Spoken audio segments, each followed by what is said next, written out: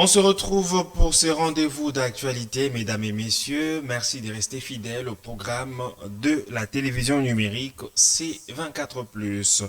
Nous commençons directement avec la présidence de la République qui a tweeté. Sous la présidence de la République démocratique du Congo, les conseils de sécurité a tenu un débat public de haut niveau le mercredi 22 juillet 2026 à New York, placé sous le thème La gouvernance de ressources naturelles, fondement de la paix, de la sécurité et de la prospérité. Devant le membre du Conseil, la ministre d'État, Thérèse Kaikwamba Wagner, a porté les messages du président de la République, Félix Antoine Tshisekedi Tshilombo.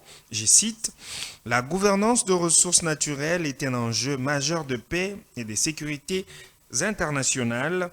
Dans l'Est de la RDC, la paix durable demeure indissociable de la lutte contre l'exploitation illégale de ressources naturelles, du démantèlement de groupes armés, de l'assèchement de leurs circuits de financement et de la fin de réseaux qui permettent à des minéraux issus des zones de conflit d'intégrer les chaînes d'approvisionnement mondiales. Fin des citations.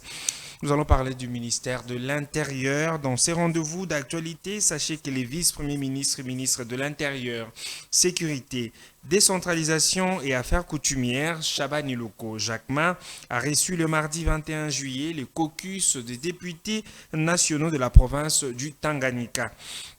Au cours de cette rencontre, les élus ont présenté plusieurs préoccupations, allais-je dire, liées à la situation sécuritaire et administrative de leur province, notamment le sous-effectif de la police nationale congolaise, la gestion des frontières, les conflits coutumiers ainsi que les défis de l'administration territoriale. En réponse, l'EVPM Chabani a rassuré ses interlocuteurs quant à la poursuite des efforts visant à renforcer progressivement les effectifs de la PNC conformément à la loi de programmation de la police nationale congolaise. Changeons de chapitre pour parler cette fois-ci du ministère de budget. Les vice-premiers ministres, ministre du budget, Adolphe Mouzito, a reçu le mardi 21 juillet 2026 dans son cabinet de travail au centre financier de Kinshasa, la ministre de l'enseignement supérieur, universitaire, de la recherche scientifique et de l'innovation, Madame Thérèse Sombo Safi.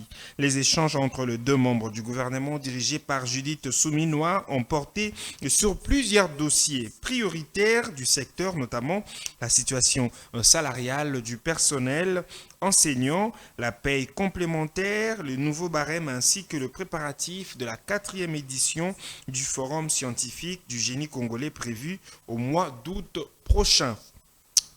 Autre chose à présent, c'est avec news.cd, les comités de suivi de la paye rassurent les agents et fonctionnaires de l'État que les travaux de mise à jour et de finalisation de l'État liquidatif du 3e trimestre 2026 se poursuivent. Ces opérations techniques indispensables à la fiabilisation de données de paye accusent un léger retard. Cette situation entraîne un décalage du calendrier du mois de juillet 2026. Le lancement des opérations des paies est prévu d'ici quelques jours.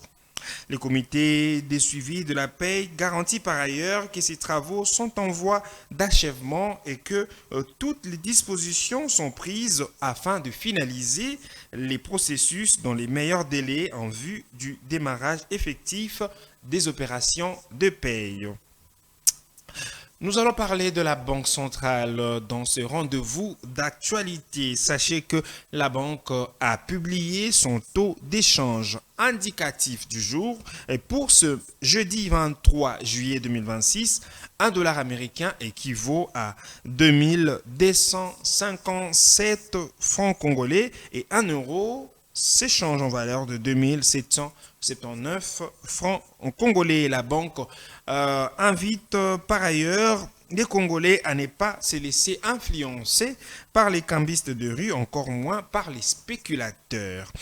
Terminons dans la province du Kasaï central avec Jeune Patriote congolais qui a tweeté Le gouverneur du Kasaï central s'est fait écho de l'organisation du festival international Sankai à Kananga. Cette activité qui se déroulera du 13 au 16 août 2026 à l'université de Kananga et dans les parcs du centre-ville réunira des couches variées du monde socio-professionnel, scientifique et culturel. L'initiative vise à encourager les jeunes à pouvoir exploiter leur propre potentialité. Les informations, allais-je dire, sur les informations sur les préparatifs de cet événement ont été communiquées à Joseph Moïse Kamboulou Konko par le coordonnateur général du festival lors des civilités lundi 20 juillet 2026 au building administratif. Mesdames et messieurs, nous voici à la fin de ce rendez-vous d'actualité. Merci à vous de l'avoir suivi et restez fidèles au programme de la télévision numérique, là toujours C24+.